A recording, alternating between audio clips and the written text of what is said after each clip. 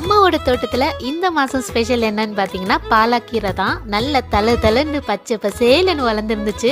இதையும் கொழுந்தா இருக்கும் போதே பறிச்சாச்சு. இதோட வின்டர் டைம்ல மட்டுமே அதிகமா கிடைக்கக்கூடிய துவரங்கொட்டையை வச்சு ஒரு கிராமத்து ஸ்டைல பக்காவான கீரை குழம்பு செய்ய. ஒரு கப்பு துவரங்கொட்டைக்கு 2 சொம்பு தண்ணி ஊத்தி துவரங்கொட்டையை உப்பு போட்டு நல்லா வேக வச்சுக்கலாம். துவரங்கொட்டை ஒரு 50% வெந்ததுமே அதுல 2 தக்காளி, 5 பச்சை மிளகா, ஒரு முழு பூண்டை தோல் நீக்கி சேர்த்து இந்த மாதிரி நல்லா குழஞ்சு வந்தாலே பருப்பு வெந்துருச்சுன்னு அர்த்தம். இப்போ நம்ம கிளீன் பண்ணி வச்சிருக்கிற பாலாக்கீரை சேர்த்தோம்னா சட்டுன்னு 5 நிமிஷத்துலேயே வெந்து வந்துடும். கீரை முக்காவாசி வெந்ததுமே கேஸ் ஆஃப் பண்ணிட்டு துவரங்கொட்டையை தவிர மீதி எல்லாமே மிக்ஸி ஜாரில் சேர்த்து ஒரு ஃபைன் பேஸ்ட்டாக அரைச்சி எடுத்துக்கோங்க. இந்த பேஸ்ட்டை நம்ம கொட்டை வச்சிருக்கிறோம் இல்லைங்களா, அந்த தண்ணியில மிக்ஸ் பண்ணி தேவையான கன்சிஸ்டன்சிக்கு தண்ணி ஊற்றி நல்லா மிக்ஸ் பண்ணி இதை தாளிச்சிட வேண்டியதான். தாளிக்கிறதுக்கு எண்ணெய் ஊற்றி கடுகு, சீரகம், வெங்காயம், காஞ்ச மிளகா, கருவேப்பிலை போட்டு தேவையான அளவு உப்பு போட்டு நல்லா கொதிக்க வச்சு இறக்குனீங்கன்னா அட்டகாசமான கிராமத்து ஸ்டைலில் ஒரு கீரை குழம்பு ரெடி.